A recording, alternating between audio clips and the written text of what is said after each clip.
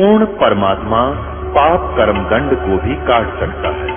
अभी तक जिस भी संत व महापुरुष से मिले उन्होंने यही बताया कि पाप कर्म फल भोगने से ही समाप्त होगा। वो प्रभु कौन है जो पाप कर्म को काट देता है, वो काल के बंधन से छुड़वा देता है।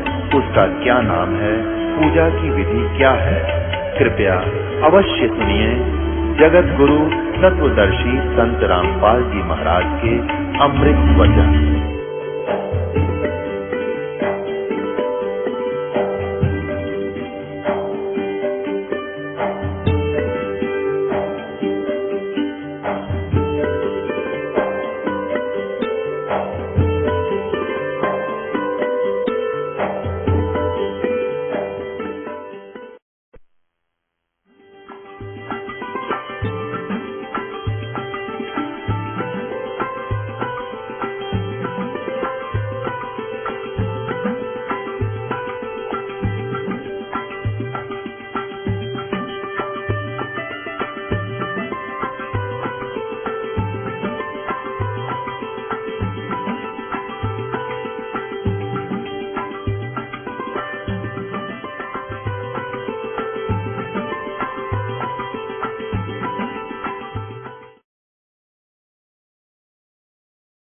तो प्रसंग जो चल रहा है,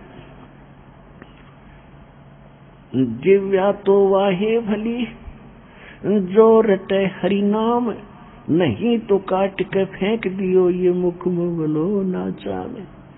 भगवान ने वैसे नहीं कहा। अब क्या बताते हैं कि इन सुविधाओं को प्राप्त करके भी आप भक्ति नहीं करते। ऐसी दिव्या प्राप्त करके जिससे आप बोल सकते हो, सुना सकते हो, गुणगान कर सकते हो, और इसका दुरुपयोग करते हो सारा दिन झूठ बोल के अटपट करके, और पेट के लिए सारा दिन रुके मारते हो, ले ले 10 के 20, 10 के 20, 10 के 20। तो वहां तो आप लग रहे हो, तो इसमें भी कर लो थोड़ी बहुत देर। परमात्मा भी गुण गा लो परमात्मा के जिह्वा से, या झूठी गवाही देते हो, या झूठी बकवाद करते हो, किसी की निंदा करते हो, तो क्या हालत होगी आपकी। या तो इससे जीवन में जीव में कैंसर हो जाएगी, और नहीं अगले दिन में गधा पशु बन के जीव का प्रयोग नहीं कर सकते आप, ये याद रखना। परमात्मा कहते नर से तू पशुआ की जीजे बैल बना, और 4 पैर जंगल में डोले, तेरा तो नहीं पेट भरे। हमने देखा पशुओं की क्या हालत है, क्योंकि हम बहुत करीब से देखा है। अब याद आती है, पहले तो रूटीन बना हुआ था, बैल को जोड़ दिया, सुबह नाथ डाल रखी है, रस्सा बांध रखा है, हाथ में डंडा है, और वो सुबह से लेकर शाम तक सिर्फ सुबह और फिर दोपहर में और शाम में 3 टाइम उसको चारा मिलता था मुश्किल से।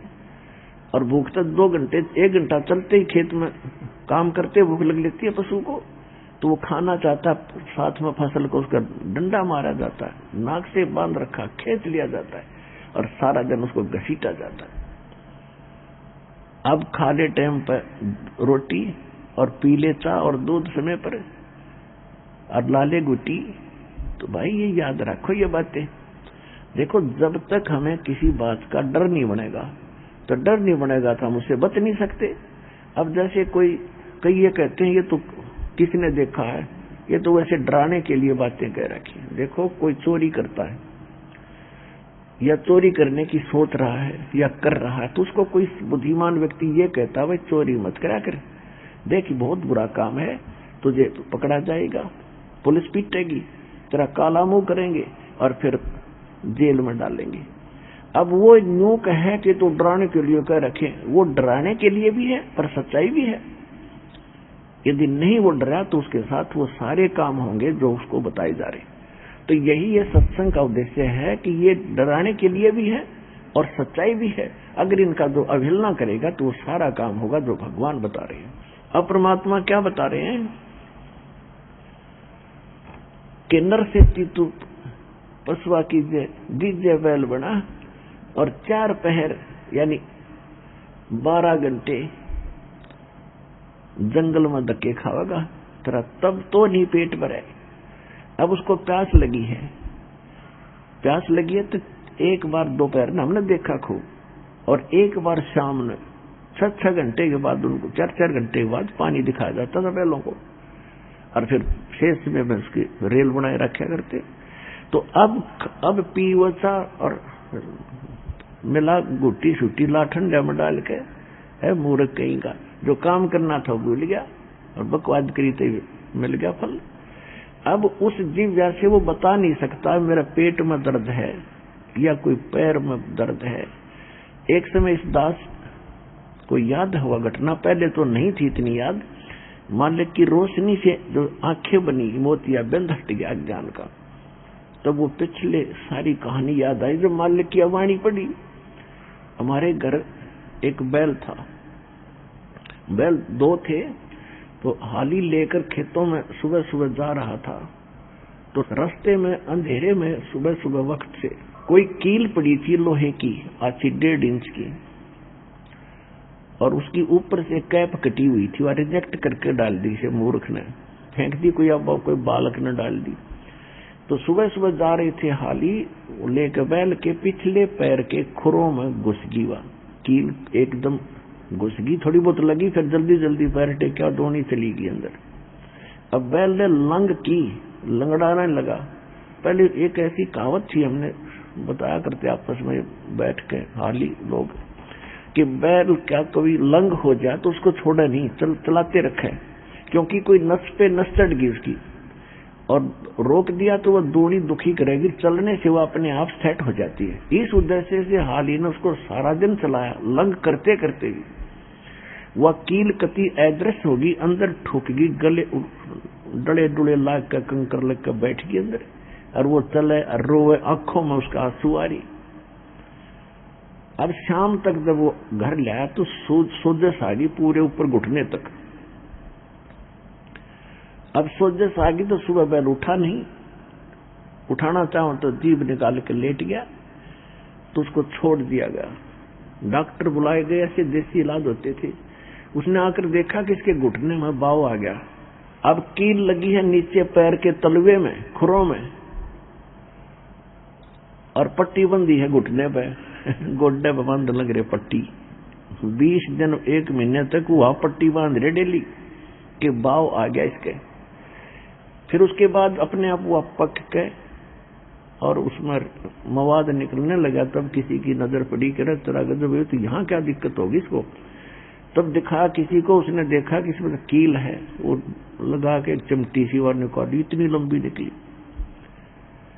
अब आज वो अफलातून जब मनुष्य जीवन में था बकवाद करा करता, जीव का सदुपयोग नहीं किया।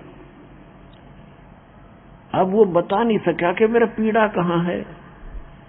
पीड़ा भोग रहा है पैर में, नीचे तलवे में, और ट्रीटमेंट हो रहा है घुटने का। तो परमात्मा याद दिलाते हैं, कहते हैं जीव या तो वाई भली जो रटे हरि नाम, नहीं तो काट के फेंक दियो यू मुख में बलवानी। तो पुण्यात्माओं, इन बातों से डर बनाओ आत्म शरीर में, मन में, और फिर भक्ति में रुचि बनेगी आपकी। और ये सच्चाई है, सत्य है, आप भी देख रहे हो, पशु बोल नहीं सकते। और पहले ये मनुष्य थे, ये देवता भी थे, ब्रह्मा विष्णु महेश की पदवी भी आपने प्राप्त की है। लेकिन ये सतगुरु ना मिलने से, तत्वदर्शी संत ना मिलने से हमने भरसक प्रयत्न किए परमात्मा पाने के। परमात्मा मिला नहीं, फिर हम अन्य काम में व्यस्त हो गए, कोठी बंगले बनाने लग गए, और बस इसी को फाइनल मान लिया कि ये एक फाइनल प्रोसेस है। जन्म होना, संतान हो, फिर उनकी परवरिश कर दे, फिर मर जाए, बस खत्म हो। पहले हम देखा करते थे, छोटे बड़े बड़े बुजुर्ग आकर बैठते बतलाते थे, और वही कितनी संतान है, क्या कर रहे हैं। तो क्या बताते थे कि कोई कहता है मेरा 2 बेटे 2 लड़की हैं, सबका विवाह कर दिया, सबको भगवान ने संतान दे रखी है, बस मेरा काम पूरा हो गया, और बस से ठाले भगवान। अब याद आती है, भले आदमी मेरा काम पूरा हुआ, मनुष्य का काम तो स्टार्ट भी ना किया जो करना चाहिए था। अब कोई ये सोचता है कि मैंने जो करना था कर दिया, मैंने बच्चों को पाल दिया, पोष दिया, इनका विवाह कर दिया, अच्छी संपत्ति बना दी। नहीं, मनुष्य का किया नहीं होता, मनुष्य का चाहा भी नहीं होता। अब किसी का विवाह हुआ, विवाह होते ही एक पुत्री हुई, और हमारे समाज में पुत्र को महत्व घना दिया जाता था लोकवेद के आधार से। जब तक पुत्र नहीं होले तो नो मानना कहा गया था कि तेरी गति नहीं हो सकती, कि पुत्र बिना तेरे पिंड कौन भरेगा। तो इसलिए पुत्री हो जा बेशक, लेकिन पुत्र ना होले इतना सबर नहीं होता। तो नो सोची एक पुत्री हुई, कोई बात नहीं, अगला पुत्र हो जा भगवान, अगली भी बेटी होगी। फिर सोचा अगला तो पुत्र होगा ही होगा, नेक्स्ट भी पुत्री होगी, चौथी भी पुत्री होगी, पांचवी भी पुत्री होगी। चाह रहा था पुत्र और हो रही है पुत्री। तो आपका चाहा नहीं हुआ। या भूल ना करना कि मैं करूं, मन ये कर दिया, ये मैं करे सो मारिए और तू करे सो छोटवे। इस मार में होशियार बंदे गधा बने के उठवे। अहंकार करता हूं करे सो गद्दा हुई, मैं करे सो बोकवे। और बंदा बिसारे बंदगी तो स्वान है सब लोक वे। जो भक्ति भूल गए ये बकवास कर रहे हैं वो तो कुत्ते जैसे इंसान है, उनको अकल ही नहीं है। अब क्या बता रहे हैं, नर सेती तू पशुआ की दीजे बैल बना, और 4 पैर जंगल में डोले तेरा तो नहीं पेट भरे। सिर पर सींग दिए मन बोरे, और दूम यानी पूछते मच्छर उड़ा, और कंध जुआ जोते कुआ, फिर जौ का भूसखा। आज तो खूब मालपूड़े खाते हैं, बढ़िया सब्जी और बढ़िया अटपट करते हैं हम।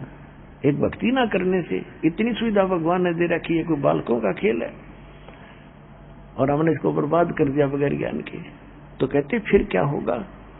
अब सिर पर सींग दिए मन बोरे, ये वे मतलब का बोझ सिर पर धर दिया, और ये तेरे हथियार है, किसके लड़े तो इसके खसले दूसरे पशु के साथ। और एक दूम दे दी पूछड़। अब जैसे आज आपको हाथ दिए, पहले तो पंखा हाथ का होता था, उस पर मक्खी मच्छर हवा कर लेते थे। आजकल आपके पास कूलर हैं, पंखे लगे हुए हैं, एसी है। कहते फिर आपको क्या मिलेगा जो भक्ति नहीं करते। एक पूछड़ मिलेगा 5-4 फुट का, और उसके लास्ट में थोड़े से बाल होंगे। वो इतना कूलर होगा, वो इतना पंखा हो गया। अब उस पर मच्छर उड़ा ले, मारेगा कृपा का उसने। और जैसे जितना भी कर्म बिगाड़ कर प्राणी जाता मनुष्य जीवन में, उतने ही फिर अन्य प्राणियों के पशु जीवन में भी उसके अंग भंग हो जाते। किसी कोई अंधा हो जाएगा, किसी का सींग टूट जाएगा, किसी की टांग टूटेगी, किसी का पूछड़ कट जाएगी धूम।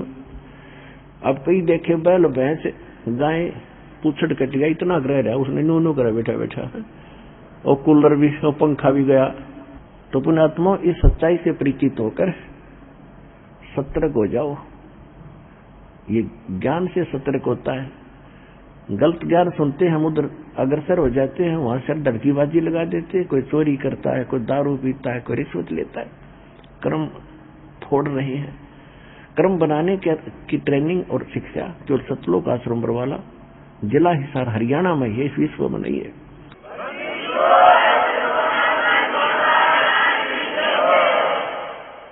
फिर पीछे तू खर कीजिएगा और कुर्डी चरने जा, और टूटी कमर पजावे चढ़े तेरा कागा मास गला। गधा बनेगा, कमर फूट जाएगी ईंटों से, और छोड़ दिया जाता है कि बाहर जाके खाना चर के आ, कहीं वहां कुमार नहीं उसको चारा भी देता, और वो बाहर जाता है, भूख लगी है, ऊपर से कौवा इंतजार कर रहा उसकी कमर में जख्म के मांस को बैठ के उसकी कमर पर चोट मार मार कर खा रहा है, और वो न्यू कर रहा है, और भूख लग रही, ऊपर से वो दर्द भी हो रहा है। हम इतनी पीड़ाएं झेल रहे हैं जरा से काम को ना करके, और सबसे आसान काम यो ओए होए, इतना आसान, इतना कोई काम नहीं धरती है। और इस जिस तरह कीमती नहीं। देखो हम खाना बनाते हैं, बहन बेटियां माताएं खाना बनाती हैं, कितना साजबाज जोड़ना पड़ता है, चूल्हा चमटा पलटा कटोरा बखोरा है, पता नहीं कितने। अब तो सारे आइटम भी याद ना हुए, और तब डेली 3-3 बार भोजन बनाते हैं। और उससे पहले भोजन तो बाद में बनेगा, उससे पहले कितना मेहनत मजदूरी करते हैं। और इसमें कुछ भी ना जाना, जीव भी ना लानी, यानी कुछ मंत्र हैं जीव से करने, बाकी सांस से सिमरण, ना कुछ उठा के लाना, ना कोई विशेष व्यवस्था करनी। इसमें देखो, जब भी याद आ जा, सुबह उठते ही आंख जब भी जाग आपकी हो जाए उसी समय सिमरण शुरू कर दे। कुछ भी तनाव इकट्ठा करना, और इसको हम पेंडिंग रखते हैं, और बाकी से कितना काम उसको ऊपर हम सारा दिन लगे रहते हैं। तो इस जरा से काम में, और ये काम तो ऐसा आसान है कि आप कैसे भी कर सकते हो चलते फिरते, इस छोटे से इस कार्य को ना करके हम कितना कष्ट उठाते हैं, ये जानकारी परमात्मा हमें दे रहे सत्संग के माध्यम से। ये सतगुरु ही दिया करते हैं। क्या कहते हैं, नर से तू पशुआ की जय गद्दा बैल बनाई, ये 56 भोग कहाँ मन भोरे, कहीं कुरड़ी चरने जाई। सुखदेव ने 84 भुगती, बना पजावे खरवो, और तेरी क्या बुनियाद पुरानी, तो पेंडा पंथ पकड़वो। पुण्यात्माओं, ये सत्संग है, ये तत्व ज्ञान है, ये गॉड गिवन है। इसको सुनोगे गहराई से, हर निर्णय आपको मिलेगा, आपकी आत्मा गदगद हो जाएगी। 100 शुक्र मनाओगे, आपके पास शब्द नहीं रहेंगे कि उस शुभ दिन का गुण गा दें जिस दिन आपको सतलोक आश्रम बरवाला की जानकारी किसी भाई बहन से भी मिली थी। आप उसको भी भूल नहीं पाओगे, और नाम ले लोगे तो भूल पड़े को नहीं बुद्धिमान के, जिस दिन दीक्षा मिल जाएगी। अब क्या बता रहे हैं, सुखदेव ने 84 भुगती, बना पजावे खरवो, और तेरी क्या बुनियाद पुरानी, तू पेंडा पंथ पकड़वो। के सुखदेव जैसे महर्षि को भी 84 लाख योनियों के दंड भोगने पड़े, तो आपकी क्या औकात है, आपकी क्या बुनियाद है, आपके पास क्या आधार है इस मूर्ख जीवन के छूटने के बाद आपके साथ के बीतेगी। अब क्या बताते हैं, जैसे भक्ति जो कर रहे हैं और शास्त्र विधि त्याग के मनमाना कर रहे हैं, जिनको सतगुरु नहीं मिले, वो संत नहीं मिले,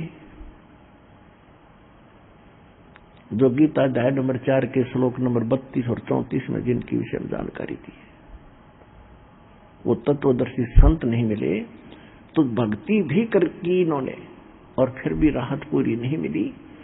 जैसे यहां जब तक हम पूर्ण परमात्मा सत्य पुरुष की भक्ति जो अब इस कलयुग में आपको देनी है, ये प्राप्त नहीं हुई, उसके अतिरिक्त इन ऋषि महर्षियों ने सिरदर्द की बाजी लादी, सारा जीवन गाल दिया इस काल भक्ति करते करते, ब्रह्म तक की साधना या अन्य देवताओं की पूजा करके। तो उसमें क्या होता है कि इनके दोनों अकाउंट ओपन रहते हैं, गुड भी बैड भी। अब गुड तो बनता है शास्त्र अनुकूल साधना से, और बैड यहां बनता है अपने आप बिना किसी करे, कदम रखे तो भी पाप। कहते इस पृथ्वी ऊपर पग जो धारे, करोड़ जीव एक दिन में मारे। यानी इतने पाप गिनवा रखे हैं कि कलेजा फट जाए आदमी का जब समझ में आएगी। फिर ये बताया है कि इसका ये न समझना कि पाप सभी से हो रहे हैं, पोचा देते हैं उसमें पाप है, खाना खाते हैं, पकाते हैं, खेती करते हैं, इसका विकल्प बताया है। ये तो हो गए पाप, और जैसे कपड़ा पहन रखा मैला हो रहा है, वो तो होगा स्वाभाविक है, लेकिन उसका विकल्प भी है ना, वो साबुन और जल प्रयोग करो। तो हमने साबुन जल छोड़ दिया, हम मैला कर रहे थे, और जो साबुन जल हमें मिला था वो नकली था, वो खराब करने का था, वो स्वच्छ नहीं कर पा रहा था। शास्त्र विधि को त्याग कर, गीता अध्याय नंबर 16 के श्लोक नंबर 23 और 24 में प्रमाण है कि शास्त्र विधि को त्याग कर जो मनमानी पूजाएं करते, मनमाना आचरण करते, उनको ना सुख होता है, ना कोई सिद्धि प्राप्त होती है, ना उनकी गति होती है, यूजलेस। तो इसलिए अर्जुन तेरे लिए सदग्रंथ ही प्रमाण है, उन्हीं को आधार मान के भक्ति कर। और गीता अध्याय नंबर 4 के श्लोक नंबर 32 में सदग्रंथ बताया है। वो सदग्रंथ है कौन सा? कि जो सतीदानंद घन ब्रह्म परम अक्षर ब्रह्म अपने मुख कमल से आके जो ज्ञान बोलता है, उसमें धार्मिक अनुष्ठानों की, यज्ञों की जानकारी विस्तार के साथ बताई जाती है। वो तत्व ज्ञान है, वो कंप्लीट इन ऑल रिस्पेक्ट है, वो गॉड गिवन है। उस तत्व ज्ञान को चौथे अध्याय के 34वें श्लोक में कहा। उस तत्व ज्ञान को तत्वदर्शी संत बताएंगे, मैं नहीं जानता गीता ज्ञानदाता कैसे। इसने तो अपना मंत्र बता दिया 8वें अध्याय के 13वें श्लोक में कि मेरा तो मंत्र है, ओम इति एक अक्षरम ब्रह्म विवहारण माम अनुस्मरण ये परियाति तदन देहम सयाति परमाम गति। मेरे सतर का वो मंत्र है मुझ ब्रह्म का। ये काल बोल रहा है श्री कृष्ण जी के अंदर, ये ब्रह्म बोल रहा है। और मेरे ओम नाम का जाप अंतिम सांस तक सिमरण करता हुआ शरीर छोड़कर जागा तो परम गति होगी मेरे वाली, ब्रह्मलोक प्राप्ति होगी। 8वें अध्याय के 16वें श्लोक में लिखा कि ब्रह्मलोक में गए हुए प्राणी फिर जन्म मृत्यु में आते। ये वो मोक्ष नहीं हुआ जो 15वें अध्याय के 4थे श्लोक में कहा है कि अर्जुन तत्वदर्शी संत की प्राप्ति के उपरांत परमेश्वर के उस परम पद की खोज करनी चाहिए जहां जाने के बाद साधक फिर लौटकर संसार में कभी नहीं आते। और गीता ज्ञानदाता अपनी गति अपनी स्थिति बताता है।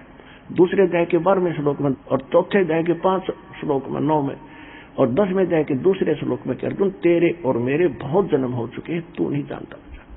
तो ब्रह्म साधना है गीता ज्ञानदाता की, ओम इसका नाम है। ओम से ब्रह्मलोक प्राप्ति है। 8वें अध्याय के 16वें श्लोक में लिखा है कि ब्रह्मलोक में गए हुए भी जन्म मृत्यु में रहते हैं। तो इसकी पूजा से भी वो स्थान नहीं मिल पाता जहां जाने के बाद कभी मृत्यु नहीं होती। 18वें अध्याय के 62वें श्लोक में कहा कि अर्जुन तू सर्वभाव से उस परमेश्वर की शरण में जा, उसकी कृपा से तू परम शांति को सनातन परम धाम को प्राप्त होगा। गीता अध्याय नंबर 15 के श्लोक 16 और 17 में 3 पुरुष बताए, सरपुरुष, अक्षर पुरुष और परम अक्षर पुरुष। सरपुरुष ये ब्रह्म है, 21 ब्रह्मांड का स्वामी है, ये नाशवान, सर माने नाशवान अंडरस्टूड है। और अक्षर पुरुष, अक्षर का अर्थ होता अविनाशी, लेकिन ये अविनाशी नहीं है, लेकिन इसका नाम पड़ गया अक्षर पुरुष क्योंकि इसकी उम्र घनी है, इसकी आयु घनी है, इसके अंतर्गत जितने प्राणी हैं उनकी भी एज घनी है, लेकिन मृत्यु इसकी भी है। और फिर जैसे गीता अध्याय नंबर 15 के श्लोक 16 में कहा कि 2 पुरुष हैं, सरपुरुष और अक्षर पुरुष, और जितने इनके अंतर्गत प्राणी सब नाशवान है और ये भी नाशवान है। जीवात्मा तो किसी की भी नहीं मरती, गधे की भी नहीं मरती। तुरंत कहा है 17वें श्लोक में 15वें अध्याय के कि उत्तम पुरुष तो अन्य परमात्मा इति उदारते, ये लोक तरम आविश्य विभर्ति अवेश्वर है। फिर बताया कि इन दोनों से हटकर है वो श्रेष्ठ परमात्मा, श्रेष्ठ पुरुष, उत्तम पुरुष, सर्वश्रेष्ठ परमात्मा जिसको परमात्मा कहा जा सकता है। परमात्मा, परम माने श्रेष्ठ, आत्मा माने भगवान, परमात्मा माने श्रेष्ठ आत्मा, श्रेष्ठ आत्मा माने भगवान। परमात्मा वो होता जो कभी दुख ना दे केवल सुख सुख दे। और यहाँ सुख नाम की चीज नहीं, हम इनको परमात्मा कहते रहे, ये परमात्मा नहीं है। ये स्वामी अवश्य है, कसाई भी स्वामी है अपने बकरों का, लेकिन वो परमात्मा नहीं है। तो परमात्मा तो कबीर साहब है, सत्य पुरुष है जो केवल सुख देता है और सतलोक में ले जाकर आपको सदा सुखी करना चाहता है उस शाश्वत स्थान में। अब क्या बता रहे हैं कि वास्तव में अविनाशी वो परमात्मा जो सबका धारक पोषक है, सबका धारण पोषण करता है।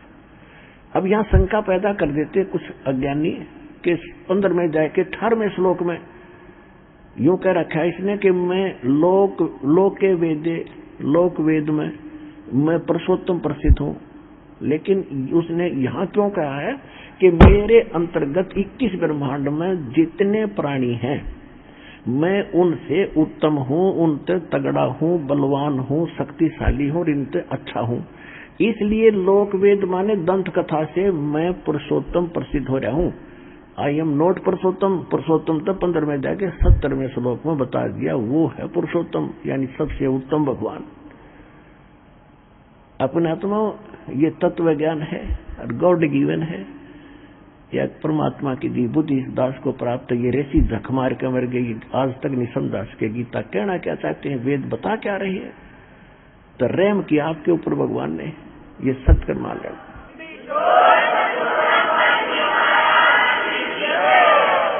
लोक वेद क्या होता, दंत कथा। जैसे आज तक हम लोक वेद के आधार से ब्रह्मा विष्णु महेश को अजर मान्या करते थे, सर्वेश्वर कोई माता पिता नहीं।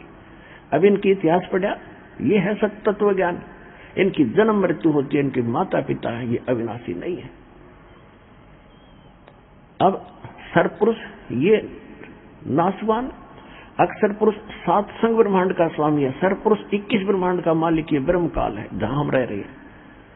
अक्षर पुरुष इसलिए कहा, इसकी उम्र आयु बहुत लंबी है। जैसे एक ब्रह्मा जी का दिन 1000 वैसे 8 का होता है, लेकिन 1000 चतुर्युग का माना जाता है। चतुर्युग कितने होते हैं?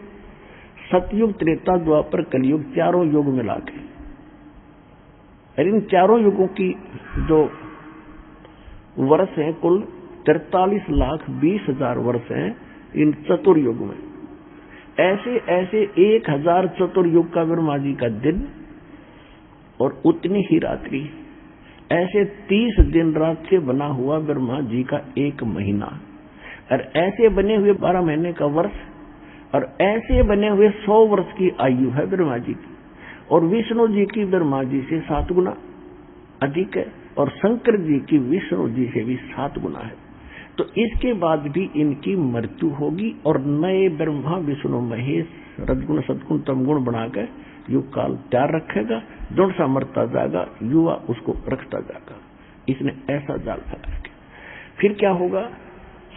जब 70,000 इस तरह ये शिव मर जाएंगे, शिव, तब एक पूरे ब्रह्मांड का विनाश होगा, और ये काल मरेगा, ब्रह्म मरेगा, जो ब्रह्मलोक में रहता है।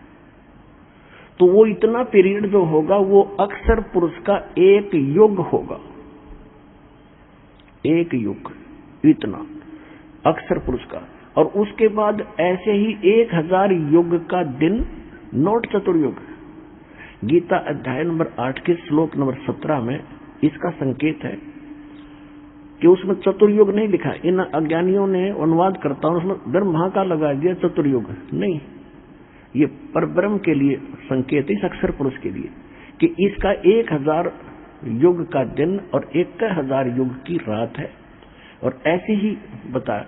तो इस प्रकार है कि 1000 युग का दिन, इसका 1000 युग की रात, ऐसे 30 दिन रात का बना हुआ एक महीना, 12 महीने का एक वर्ष, और ऐसे बने हुए 100 वर्ष की आयु है इस अक्षर पुरुष की। होय होय, अब कितनी लंबी, और फिर भी मृत्यु। गीता अध्याय नंबर 15 के श्लोक नंबर 17 में कहा कि उत्तम पुरुष तो अन्य परमात्मा इति उदारते, ये लोग term अवश्य वर्ती अव्यय ईश्वर है, वो अविनाशी भगवान है। अब क्या बताते हैं गरीबदास साहिब जी ने भगवान से ज्ञान प्राप्त होने के बाद? इति उम्र बुलंद मरेगा अंतरे, क्योंकि सतगुरु लगे न कान न बैठे वो संतरे। होय होय, यदि इतनी लंबी उम्र भी हो जाएगी अक्षर पुरुष जितनी, तो भी अंत में तेरी मृत्यु होगी। क्यों? क्योंकि तुझे वो संत, वो सतगुरु नहीं मिले जो गीता अध्याय नंबर 4 के श्लोक 32 और 34 में कहा है। और वो तत्वदर्शी संत या तो परमात्मा थे या वो महापुरुष थे जिनको भगवान मिले, लेकिन उस समय ये ज्ञान डिक्लेयर नहीं करना था, सार्वजनिक नहीं करना था। आज ये दास भेजा परमात्मा बना के, ये याद रख लिए।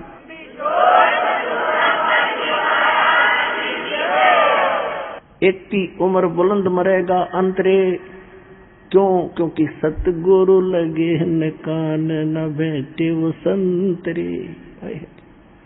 ना तो कोई सतगुरु मिला, वो संत नहीं मिले, जिस कारण से कहते सुखदेव ने 84 भुगती बना पजावे खरवो, और तेरी क्या बुनियाद पर तू पंडा पंथ पकड़वो।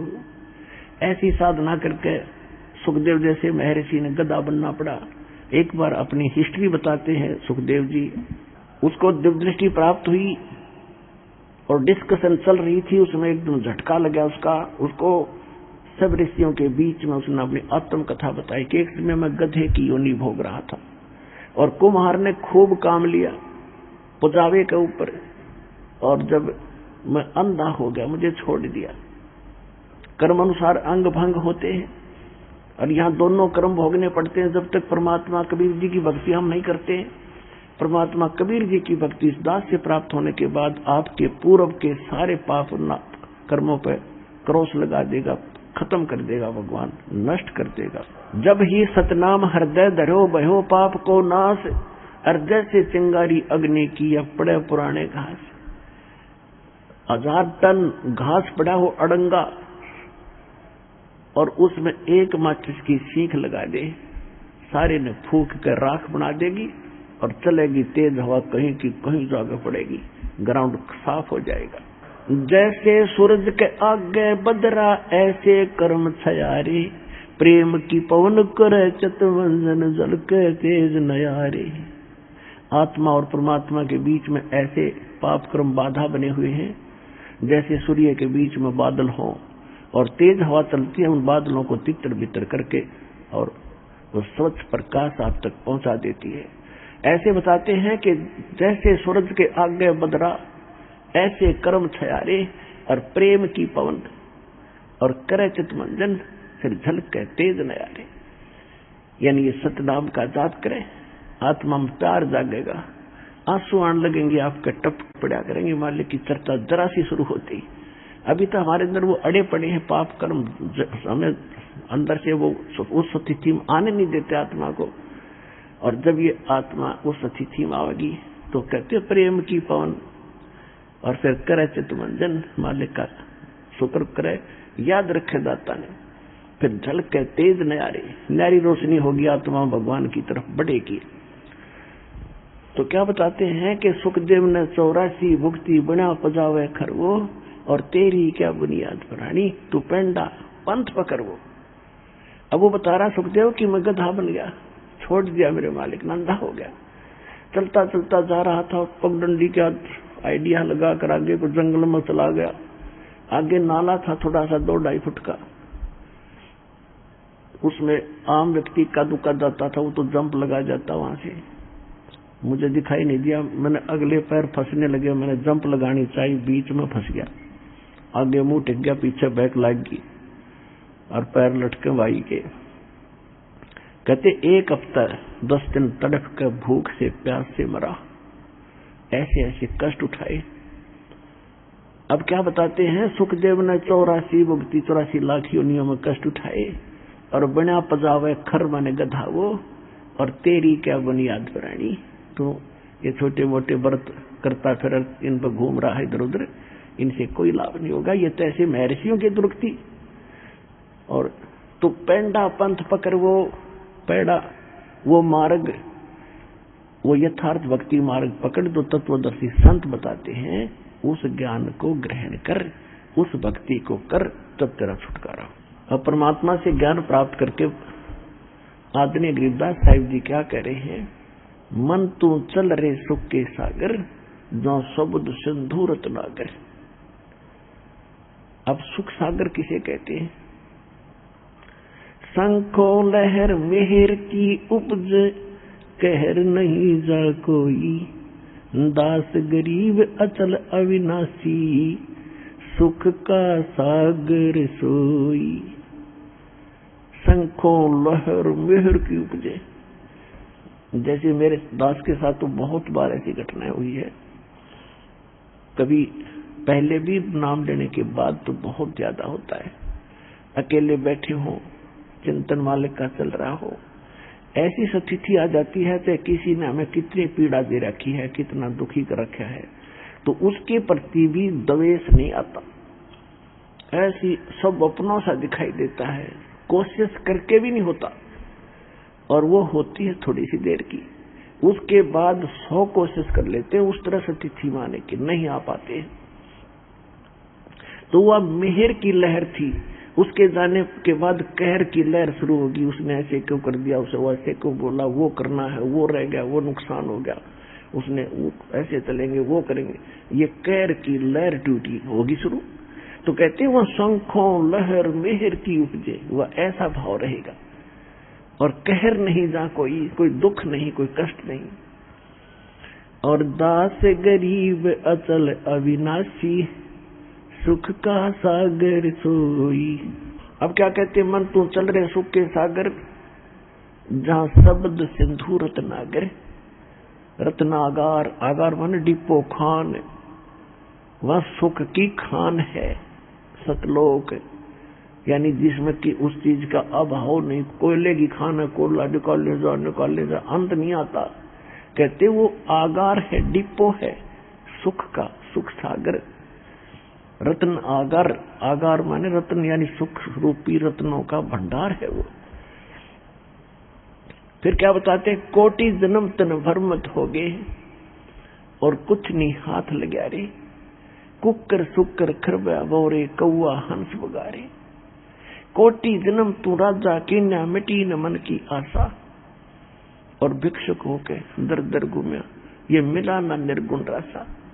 आप ऐसे भी साधक रहे हो, घर त्याग दिया प्रेरणा पाके, जंगल में बैठ के गांव से भिक्षा मांग लाए, सूखी रोटी जैसी मिली उनको 2-2 3-3 दिन वृक्ष का बांध देते थे पहले ऋषि मुनि, और सूख जाती थी, फिर उनको पानी में भिगो भिगो के 2-2 दिन खाते थे कि रोजाना कौन ज्यादा टाइम वेस्ट कर रहे। कहते ऐसे कठिन तप साधना भी तूने की जिसके कारण आप इंद्र की पदवी भी प्राप्त कर ली, स्वर्ग का राजा बने, पृथ्वी के राजा बन गए। आप ब्रह्मा विष्णु महेश की भी पदवी प्राप्त आपने कर ली, लेकिन आपका यो जन्म मरण नहीं मिटा, यो कष्ट नहीं मिटा इस सत्य साधना के ना मिलने से। कहते इंद्र कुबेर ईश की पदवी और ब्रह्मा वरुण धर्मराया और विष्णुनाथ के लोक को जाकर तू फिर भी वापस आया। अब देखो, हम तो एक छोटे से क्षेत्र के कोई चेयरमैन बन जा, सरपंच बन जाता है, बस उस समय काक पीटे बिना ज्ञान के, और चेयरमैन बन जाता कहना है कि एमएलए एमपी बन जा, पता नहीं क्या बन गया। तो इस प्रकार परमात्मा कहते हैं तो पूरे स्वर्ग के राजा इंद्र, वो तो स्वर्ग में तो वैसे जीव आम आदमी जाना चाहता रहा कि वहां तो गुणा सुख से एक सिंपल मैन को भी, तो उसकी तुलना में वहां के इंद्र को, वहां के राजा को, सुरपति देवताओं के राजा को कितना सुख होगा, उसकी थोड़ी सी झलक बताते हैं कि आप यहाँ कितनी कितनी कठिन साधना करके फिर भी भटक रहे हो, कुछ भी हाथ नहीं लगा। क्या बताते हैं कि आगे गए ना वापस आए और रहते भी सब जा, और बिन साहेब की बंदगी कहीं ठोर ठिकाना ना। अब जैसे मनुष्य जीवन में है हम, या मृत्यु होगी, कर्मानुसार हम हो सकता स्वर्ग में भी चले जाएं, कुछ पुण्य हो गए तो पुण्य में भी वहां स्वर्ग में मृत्यु होगी, चलो पुण्य खत्म हुए नरक में। अब नरक का समय भी निर्धारित होता है, वो पूरा होता है, चलो गधा बनो, गधे का भी निर्धारित है, मरो फिर चलो कुत्ता बनो, और फिर कभी मनुष्य बनो तो मनुष्य बनो, और फिर मरो फिर चलो, या चलो चलो मिटेगी अब इस दास से दीक्षा लेकर।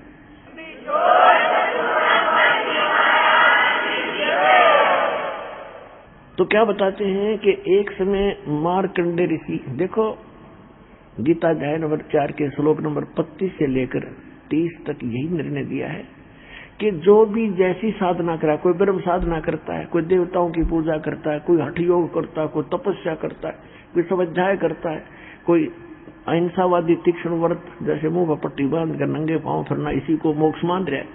ये सभी अपनी अपनी साधनाओं को पाप नाशक मानते हैं। पाप नाशक में मोक्षदायक, पाप नाश होंगे तभी तो मोक्ष मिलेगा। इसी प्रकार मार्कंडेय ऋषि उसी कैटेगरी का था, उसने ब्रह्म साधना को सर्वोत्तम मान रखा। इन ऋषियों को ब्रह्म से ऊपर ज्ञान नहीं था, तो फिर भी उसने घोर तप कर रहा था बंगाल की खाड़ी में। अब जो स्वर्ग का राजा बनता है वो बहुत ज्यादा या तो कोई पुण्य धर्म कर रखे हो, यज्ञ 100 यज्ञ करनी पड़ती है उसको, 100 मन देसी घी उसमें एक बार में लगाना होता है। उसकी कुछ टर्म कंडीशन होती है कि 100 यज्ञ करे तब तक वो कोई कंडीशन नहीं फेल होनी चाहिए। यदि उसकी कोई भी वह कंडीशन भंग होगी तो वो फिर नए सिरे से करनी पड़ती है। ऐसी उसमें बहुत भयंकर मर्यादाएं हैं। और दूसरी प्रकार से इंद्र बनता है तप करके, और उस तप के दौरान यदि उसका तप भंग हो जाता है, खंड हो जाता है, तो फिर नए सिरे से उसको करना पड़ता है। और जो इंद्र की पदवी पर इंद्र बैठा है, स्वर्ग का राजा, उसको एक इंस्ट्रक्शन और होती है कि यदि तेरे शासन काल में यदि कोई अन्य प्राणी ने पृथ्वी पर इंद्र की पदवी प्राप्त करने योग्य तप कर ली, या राजनीति है वहां तक चलती है, तो तुझे पद से हटा के बीच में हटा देंगे और उसको वो पद दिया जाएगा। ये तेरी जिम्मेवारी है कि उसको तप नहीं होने देना, ये उसकी मजबूरी बन गई। तो इंद्र राज तो करे इसके साथ यह टेंशन साथ रहती है कि कोई ऐसा तप ना कर ले जिससे मेरी इंद्र की पदवी भंग हो जाए। जैसे विश्वामित्र लगा था तप करने, उसके पास स्वर्ग से एक उर्वशी भेज दी और उससे शादी करवा ली। एक लड़की होगी, 6 महीने बाद घेर कर लड़की ने भाग गई, मेरा काम पूरा हुआ ऋषि जी, संभाल तेरी बेटी ने। तो ये सब इंद्र का जाल है, इस काल का जाल, इस इंद्र ने ये सब कर रखे हैं। इसको सतर्क रहना पड़ता है। इसने सब जगह अपने गुप्तचर छोड़ रखे होते हैं। तो गुप्तचर ने आके बताया कि मार्कंडे नाम के ऋषि बैठे बंगाल की खाड़ी में, बहुत समय से तपस्या कर रहे। इंद्र ने सोचा बड़ा तगड़ा संत है, उर्वशी भेज दी, उसको कुछ सिद्धियां दे दी, ऋषि के आसपास ऐसा वातावरण बना दिया खूब नॉर्मल सा, बसंत जैसा, और ऐसी मीठी मीठी सारंग अपने आप आवाजें आने लगी जैसे साज बजते हैं, यानी उसको प्रेरित करने के लिए। और स्वयं सामने थोड़ी सी दूरी पर डांस करने लगी। ऋषि की आधी आंखें खुली थी, आधी बंद थी। वो खूब डांस वगैरह करके थक ली। तो उसने देखा कि ऋषि टस से मस नहीं हो रहा और देख भी रहा है। लास्ट में वो डी वस्त्र होगी, कति नगन खड़ी होगी, कपड़े उतार के। तब ऋषि ने कहा कि हे बहन, हे बेटी, हे माई, आप ये क्या कर रहे हो, यहाँ कैसे आए हो? तो शर्मिंदा होकर उसने सब वस्त्र पहन लिए। फिर आके कहने लगी कि हे ऋषि जी, मेरे इस रूप को देखकर इस बनखंड में जितने भी और तपस्वी थे वो मुझे मालूम है उनकी क्या दशा होगी, लेकिन आप पता नहीं आपकी समाधि कहाँ थी और आपको ये प्रभाव नहीं हुआ। तो ऋषि ने कहा कि जहां मेरी समाधि थी, जहां मैं डांस देख रहा था, वहां तेरे जैसी तो नाचने वालों की नौकरानी थी, उनके पैर धोने वाली। तुझे क्या देखूं फिर मैं? अगर तेरे से कोई सुंदर होना उसने भेज दे। तो वो कहने लगी जी, इंद्र की पटरानी मैं ही हूं, यानी सबसे ब्यूटीफुल औरत स्वर्ग में इंद्र की पत्नी होती है, उसका नाम सची होता है। तो मार्कंडे ऋषि ने कहा कि मेरी समाधि ब्रह्मलोक में थी।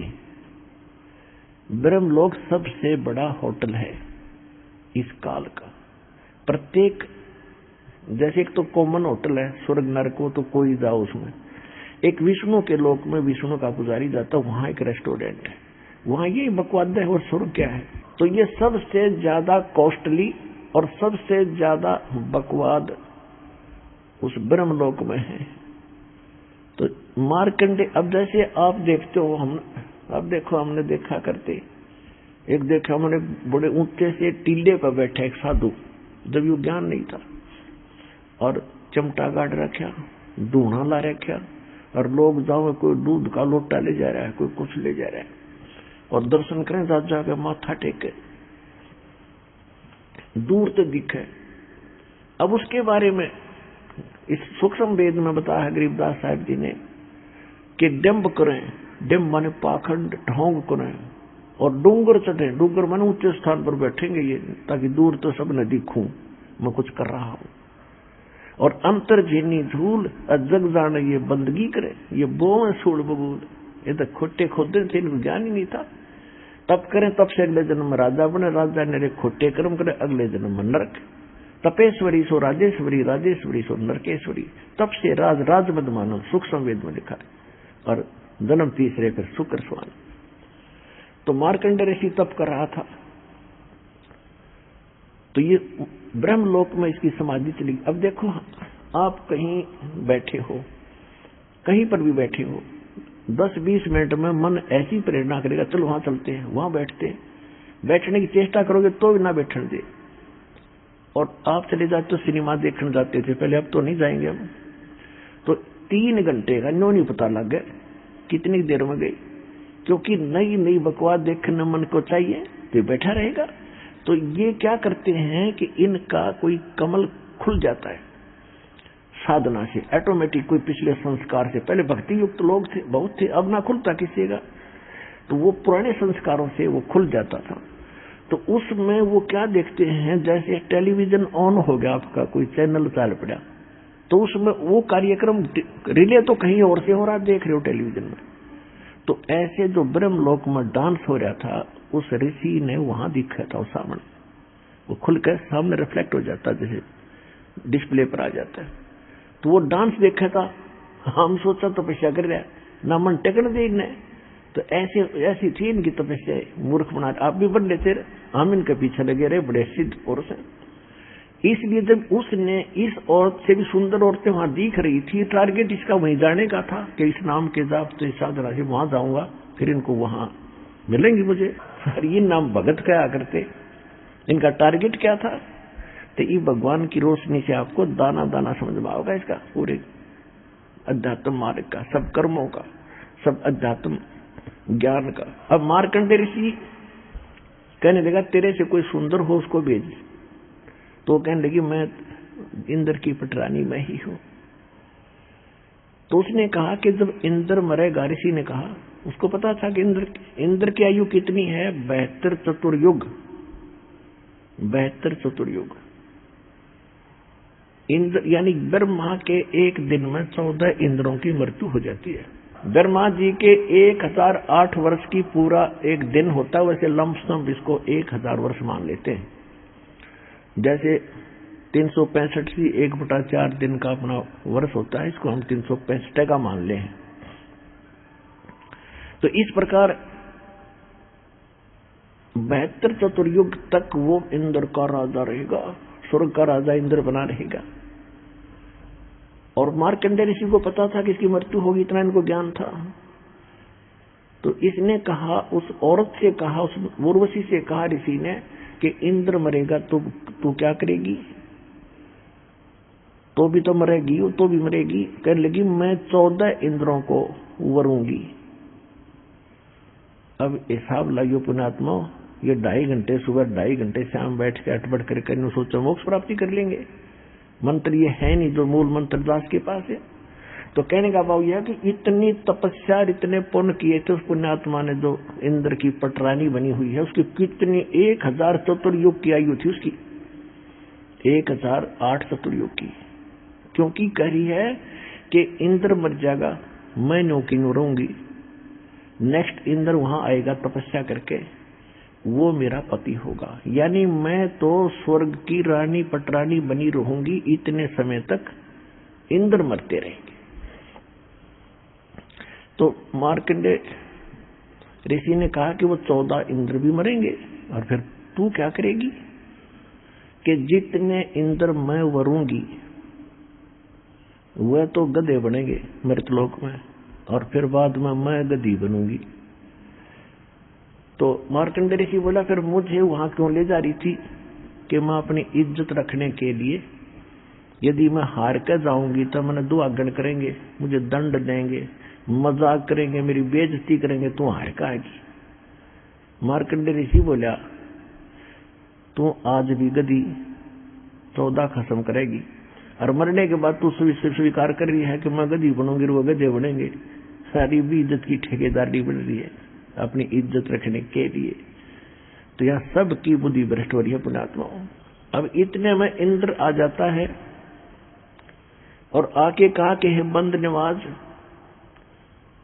आप जीते हम हारे, इंद्र की गद्दी प्राप्त करो। मार्कंडेय ऋषि कहता अरे इंद्र का राज मेरे लिए तो काग की बीट है, मुझे नहीं चाहिए ये। आजा तुझे इंद्र ऐसी विधि बताता हूं कि आप ब्रह्मलोक में चले जाओगे, वह हजारों युगों तक और मौज करोगे, बहुत लंबा समय है। अब इंद्र क्या कहता है कि महाराज जी फिर देखेंगे, तो मौज करने दे। पुण्यात्मा सबकी बुद्धि पर पत्थर पड़ गए। अब आप किसी व्यक्ति मित्र को, जिसने समय पर टूक मिलते हो, अच्छी पोस्ट हो, थोड़ा बहुत धन हो, सामने गुट्टी लगा ले, तो उसको जाकर आप यूं कहो कि भाई चलो भक्ति कर लो, ऐसे हो जाएगा, वैसे हो जाएगा। और फिर ज्ञान तो आपको पता ही है कि गधे बनेंगे, कुत्ते बनोगे। तो कहता फिर देखेंगे तो मौज करने दे। फिर के देखा गधा बने पास तो कुम्हार देखेगा, कर्म मारेगा, लटते रहेगा, 2.5 मन का बोरा धरेगा। देखना अब देख मूर्ख, ज्ञान सुन समझ और छोड़ बुराई ले, नाम भक्ति कर भगवान की। अब देखना है, फिर क्या देखेगा। तो ये इंद्र का बीमारी, वो राज ना छूटे, गुटी ना छूटे, वो ठाठ ना छूटे, वो जो फिर देखेंगे। अब कुछ दिनों के बाद इंद्र फिर आया। मार्कंडेय ऋषि एक चींटियों के कीड़नाल को देख रहा था। चींटियां कोई दुर्दारी थी, कोई दुर्दारी थी, वहां बैठा था काफी समय से। इंद्र का फिर टेंशन होगी, ये कौन ऋषि बैठा है, फिर तपस्या बैठ गए। तो उसने तुरंत आकर देखा, ये तो मार्कंडेय ऋषि है। मार्कंडेय ऋषि से पूछा, महाराज क्या देख रहे हो चींटियों में? मार्कंडेय ऋषि बोला कि मैं ये देख रहा हूं कि इन चींटियों में कितनी चींटियां कितने बार इंद्र की पदवी प्राप्त कर चुकी हैं। कि चींटियां और इंद्र की पदवी? हाँ जी। तो क्या देखा आपने कि इस इतने लाखों की संख्या में एक चींटी ऐसी है जो केवल एक बार इंद्र की पदवी पर रही है। क्योंकि सबके पिछले संस्कार कोड वर्डों के अंदर लिखे हुए हैं, सबके अंतःकरण में जमा है। और ये डिस्प्ले जिसका चालू है अंदर का, ये सबके अंदर है मनुष्य में। तो सब उसका जिसका चालू हो गया कनेक्शन ठीक हो, तुरंत बाहर देख लेगा उसका जो क्या हो रहा क्या नहीं, प्रत्येक प्राणी का। ऐसे ऋषि लोग पहले ये बताते रहे कोई भविष्य और भूत की कथा, लेकिन इसे कोई जटमट का कोई फायदा नहीं। वो तो हो लिया और होगा तो होएगा, इसमें वो चेंज नहीं कर सकते थे।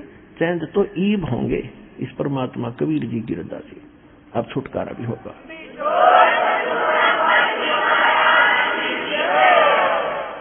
तो इंद्र का पसीने आगे कि एक बार ये सब चींटियां इंद्र रही हैं, कई बार, एक की बात छोड़। और फिर भी बुद्धि में आई। तो पुण्यात्मा ये खेल समझना। अब क्या बताते हैं कि इंद्र कुबेर ईश की पदवी ब्रह्मा वरुण धर्मराया, विष्णुनाथ के पुर को जाके तू फिर भी वापस आया। असंग जन्म तन मरत्या होगे, जीवित क्यों ना मरे रे। दवा 10 मध्य महल मठ बोरे, बहुर न दे धरे रे। कहते हैं असंग जन्म हो गए तो आपने मर्तों को अब जीवित मर के देख एक बार। अब जीवित कैसे मरना है? एक तो ऐसे मरना है कि हमने संसार की रीस नहीं करनी। कोई ज्यादा फंड कर रहा करने दे, नाच गावे विवाह शादी में करने दे। ये तो बालक करते हैं ऐसे जिनको ज्ञान नहीं।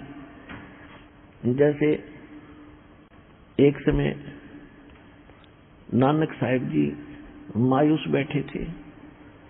ऐसे ही कोई भक्त प्रथम बार गया, दूसरी बार गया, देखा कि साधु संत फकीर इतने मायूस क्यों हैं, क्यों दुखी दुखी से नजर आ रहे हैं। तो सुख, इनको तो टेंशन होनी ही नहीं चाहिए।